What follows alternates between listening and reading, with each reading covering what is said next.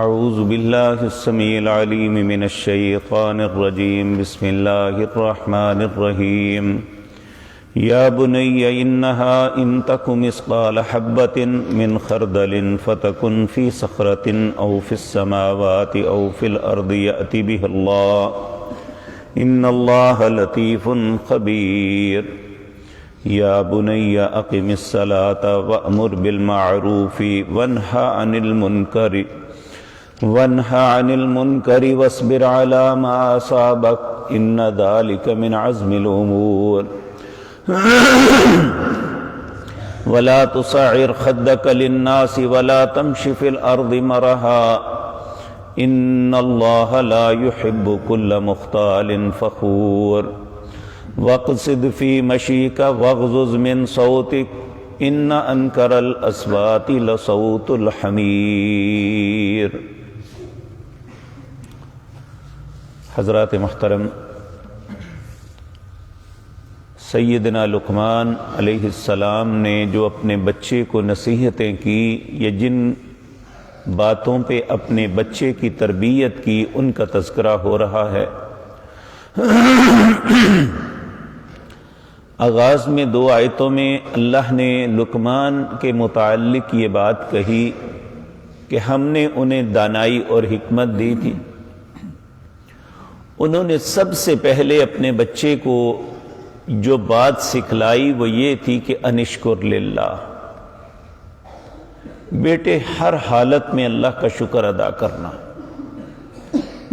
وَمَن يَشْكُرْ فَإِنَّمَا يَشْكُرُ لِنَفْسِهِ، جو اللہ کا شکر ادا کرے گا حقیقتاً وہ اپنے فائدے کے لیے کرے گا، کیونکہ یہ بات کل عرض کر چکا کہ اللہ کا قانون یہ ہے لَإِن شَكَرْتُمْ لَأَزِيدَنَّكُمْ، اگر میرا شکر کرو گے تو اور دوں گا۔ اگر اس کے برعکس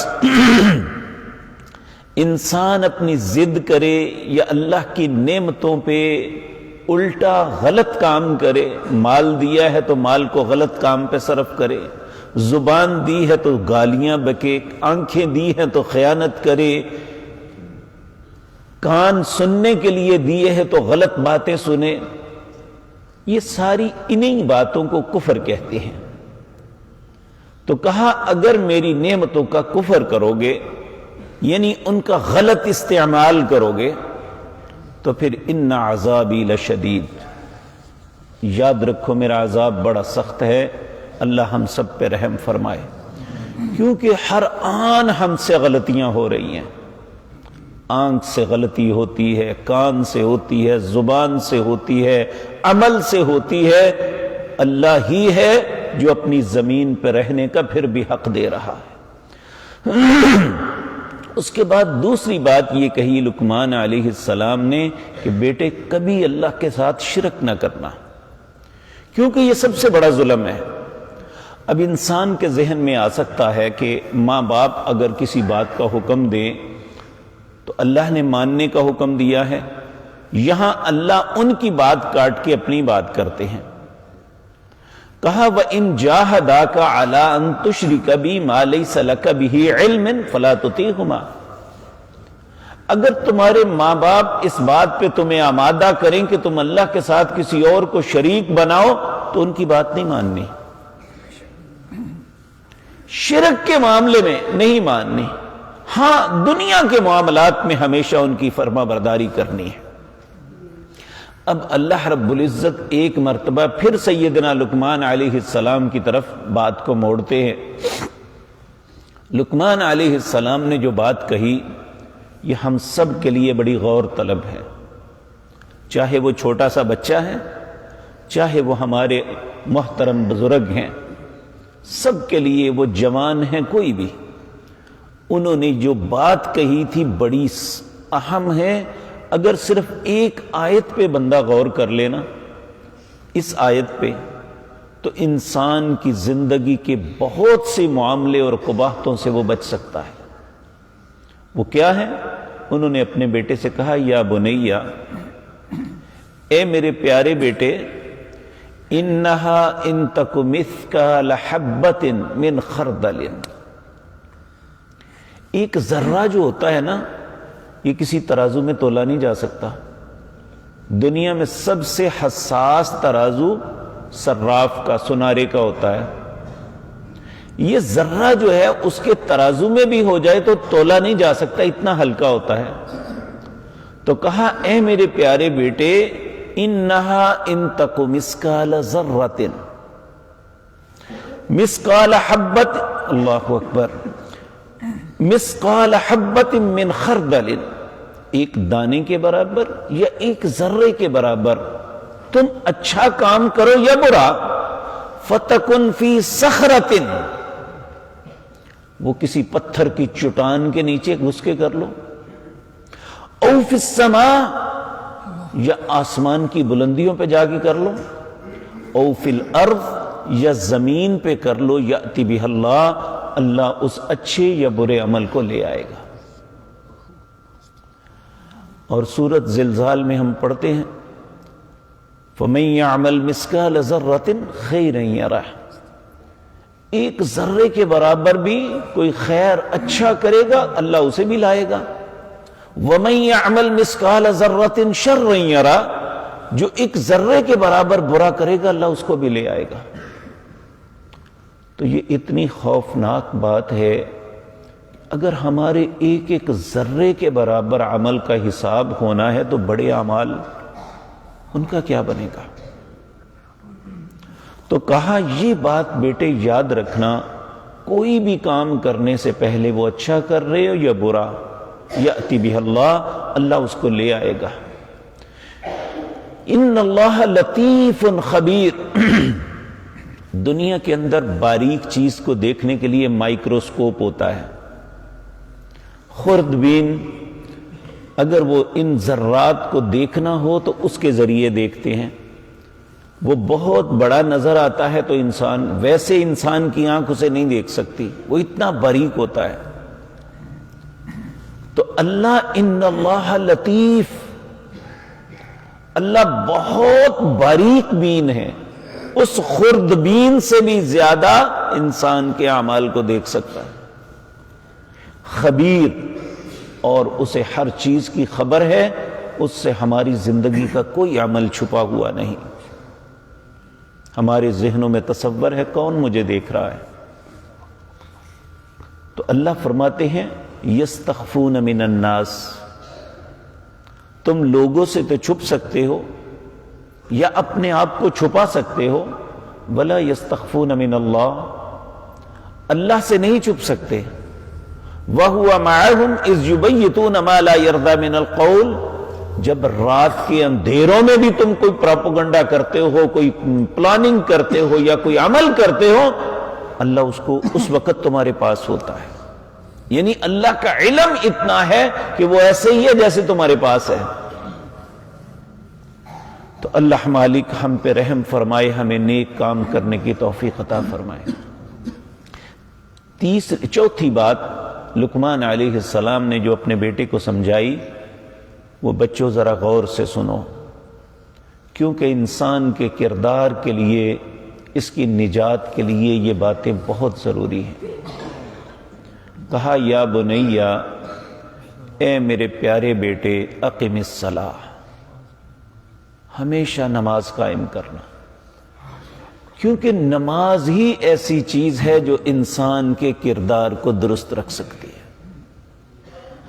آپ دیکھیں ہم نے فجر کی اللہ کی توفیق سے نماز پڑھی ہے، ہمارا کوئی اس میں اپنا کمال نہیں ہے. اب پھر ظہر کا وقت آئے گا، ظہر پڑھیں گے تو لازمی بات ہے ہمیں ظہر کے وقت تک پاک ہونا پڑے گا. اگر فجر پڑی ہے تو اگر خدا نہ خواستہ کسی کو پلیدگی تھی تو وہ پاک ہو کے آ کے کھڑا ہے. تو یہ احساس دلاتی ہے نماز انسان کو بار بار کہ تم نے پاک رہنا ہے. جب انسان اپنے جسم کو پاک رکھتا ہے تو لازمی اس کا ذہن بھی پاک ہوگا. جب انسان اپنے جسم کو پاک نہیں رکھے گا تو اس کا ذہن بھی پاک نہیں رہے گا. تو اس لیے ضروری ہے اقیم الصلاۃ، نماز تب ہی پڑھیں گے جب پاک ہوں گے. تو اللہ رب العزت ہمیں پاکیزگی عطا فرمائے۔ تو جب پاکیزہ ہوں گے تو پھر نماز کی توفیق ملے گی۔ تو اللہ رب العزت لقمان علیہ السلام نے کہا یا بنی اقم الصلاۃ، اے بیٹے نماز کو قائم کرنا۔ اور دوسری بات وَأْمُرْ بِالْمَعْرُوفِ وَانْهَ عَنِ الْمُنْكَرِ، نیکی کا حکم کرنا اور برائی سے روکنا۔ اب یہ ایک ایسا پروسیس ہے، جو بندہ نیکی کا حکم کرے گا خود نیکی نہیں کرے گا، اس کی کوئی بات مانے گا؟ الٹا اسے طنز کریں گے، اپنا ابتسام سانو آنے پیا۔ اگر میں آپ سے کہوں آپ نماز پڑھیں، میں خود نہ پڑھوں، تو آپ تو میرے منہ پہ میری بات ماریں گے۔ تو مجھے آپ کو کہنے کے لیے خود پڑھنی پڑے گی۔ اسی طرح نیکی کا حکم دینے کے لیے پہلے خود کرنی پڑے گی۔ تو یہ دیکھیں بظاہر دو باتیں ہیں، وَأْمُرْ بِالْمَعْرُوفِ وَانْهَ عَنِ الْمُنْكَرِ، اور برائی سے روکنا ہے۔ جب برائی سے روکیں گے تو خود برائی سے پہلے روکیں گے تو تب دوسرا رکے گا نا۔ ایک بڑا عجیب و غریب واقعہ آتا ہے۔ نبی کریم صلی اللہ علیہ وسلم کے پاس ایک خاتون اپنے بچے کو لے کے آئی، کہنے لگی یا رسول اللہ یہ ہمیشہ بیمار رہتا ہے، پیٹ خراب رہتا ہے، اس کا سبب یہ میٹھا بڑا کھاتا ہے۔ نبی کریم صلی اللہ علیہ وسلم نے اسے کہا کہ اسے کل لے کے آنا۔ وہ دوسرے دن بڑی دور سے پھر اپنے بچے کو لے کے آئی تو آپ نے اس کے سر پہ ہاتھ پھیر کے کہا بیٹے میٹھا نہ کھایا کرو۔ اسے بڑا تعجب ہوا، کہنے لگی یا رسول اللہ صلی اللہ علیہ وسلم میں اتنی دور سے کل بھی آئی تھی، آپ نے کہا کل آنا، آج آئی، اگر یہی بات کہنی تھی تو کل کہہ دیتے۔ تو آپ نے فرمایا کل تو میں نے خود کھایا تھا۔ آپ دیکھیں کہ یہ بہت ضروری ہے کہ جب آپ کسی کو کہتے ہیں اچھائی کا، اب ایک باپ اپنے بچے کو کہتا ہے بیٹے تم یہ کام نہ کرو، یہ نہ کرو، تو بچہ دیکھتا ہے میرے بابا خود سگریٹ پیتے ہیں، میرے بابا گالیاں نکالتے ہیں، تو وہ کس طرح باز آئے گا؟ وہ کہے گا یہ تو سب کچھ میرے بابا بھی کرتے ہیں۔ تو اگر ہمیں اپنی اولاد کی بھی تربیت کرنی ہے تو اس کے لیے ضروری ہے کہ پہلے ہمیں خود اپنی ذات پہ کنٹرول کرنا ہے۔ اچھائی کے حکم کو دینے کے لیے اچھائی کو کرنا پڑے گا، برائی سے روکنے سے پہلے برائی سے خود روکنا پڑے گا۔ اس لیے یہ پروسیس بہت خوبصورت ہے جو اللہ نے امت محمد الرسول اللہ کے ذمے بھی لگایا۔ نبی کریم صلی اللہ علیہ وسلم نے فرمایا والذی نفسی بیدی، اس ذات کی قسم ہے جس کے ہاتھ میں میری جان ہے، لتأمرن بالمعروف، تمہیں ضرور نیکی کا حکم کرنا ہوگا، ولتنہون عن المنکر، تمہیں ضرور برائی سے روکنا ہوگا۔ جب تم یہ کام چھوڑ دو گے اللہ تم پہ عذاب مسلط کرے گا، تم دعائیں مانگو گے تمہاری دعاؤں کو قبول نہیں کیا جائے گا۔ یہ فرض ہے ہم پہ۔ نبی کریم صلی اللہ علیہ وسلم نے فرمایا من رآ منکم منکرا فلیغیرہ بیدہ، تم میں سے کوئی انسان کوئی برا کام دیکھتا ہے اسے چاہیے کہ اسے اپنے ہاتھ سے روکے۔ فإن لم يستطع، اگر وہ ہاتھ سے روکنے کی طاقت نہیں رکھتا، فبلسانی، زبان سے روکے۔ فإن لم يستطع، اگر زبان سے روکنے کی طاقت بھی نہیں ہے تو فبقلبی، اپنی دل سے برا جانے، وذالک اضعف الایمان، یہ ایمان کا سب سے کمتر درجہ ہے۔ اگر انسان کو برائی دیکھ کے بھی دل میں کوئی تغیر پیدا نہیں ہوتا تو وہ سمجھ لے اس کے پاس ایمان کی نعمت نہیں ہے۔ تو لقمان علیہ السلام نے اس آیت میں 3 باتوں کا حکم دیا۔ پہلی بات بیٹے اقیم الصلاۃ، نماز کو قائم کرنا۔ نمبر 2 وَأْمُرْ بِالْمَعْرُوفِ وَانْهَ عَنِ الْمُنْكَرِ، نیکی کا حکم دینا اور برائی سے روکنا۔ اور چوتھی بات وَاصْبِرْ عَلَى مَا أَصَابَكَ، انسان کو ہمیشہ آسانی نہیں، کبھی مصیبت بھی آ سکتی ہے، کبھی سختی بھی ہو سکتی ہے، کہا جب کوئی مصیبت آ جائے تو صبر کرنا ہے. ان ذالک من عزم الامور. اور پھر یہ بات بھی کہی نماز کو ادا کرنا، نیکی کا حکم دینا، برائی سے روکنا، مصیبت کے وقت صبر کرنا، یہ حوصلہ مندوں کا کام ہے. بزدل یہ کام نہیں کرتا. بزدل نماز نہیں پڑھتا، بزدل کسی کو نیکی کا حکم نہیں دیتا، بزدل کسی کو برائی سے نہیں روک سکتا، بزدل مصیبت پہ صبر نہیں کر سکتا، سوسائیڈ ہو جاتا ہے، خودکشی کر لیتا ہے، صبر نہیں کرتا. کہا ان ذالک من عزم الامور، یہ کام کرنا حوصلہ مندوں کا کام ہے. پھر دیکھیں جب انسان پہ جوانی آتی ہے، اسے قوت ہوتی ہے، وہ اپنے سے چھوٹوں پہ روب جاڑتا ہے، بڑا اکڑ کے چلتا ہے ان کے سامنے. تو کہا ولا تصعر خدک للناس، لوگوں کے سامنے منہ پھیلا کے نہیں چلنا. تھوڑی سی انسان کے اندر طاقت، خوبصورتی، مال آ جائے تو یہ سمجھتا ہے پتہ نہیں سارے کیڑے مکوڑے ہیں، میں ہی سب سے بڑا ہوں. کہا ولا تصعر خدک للناس، لوگوں کے سامنے منہ پھلا کے نہیں چلنا. ولا تمشی فی الارض مرحا، اور زمین پہ اکڑ کے نہیں چلنا. کیوں؟ ان اللہ لا يحب كل مختال فخور، اللہ کسی شوخی کرنے والے اور تکبر والے کو پسند نہیں کرتا. ایک دوسرے مقام پہ فرمایا ولا تمشی فی الارض مرحا انک لن تخرق الارض ولن تبلغ الجبال طولا. اکڑ کے نہ چل، نہ تو اکڑ کے زمین کو پھاڑ سکتا ہے، نہ پہاڑوں سے بلند ہو سکتا ہے. جو تیری اوقات ہے اس میں رہ. ولا تصعر خدک للناس ولا تمشی فی الارض، لوگوں کے سامنے منہ پھلا کے چلنا اور اکڑ کے چلنا، یہ دونوں باتیں اللہ کو پسند نہیں ہیں. کہا اللہ ان لوگوں سے محبت نہیں کرتا.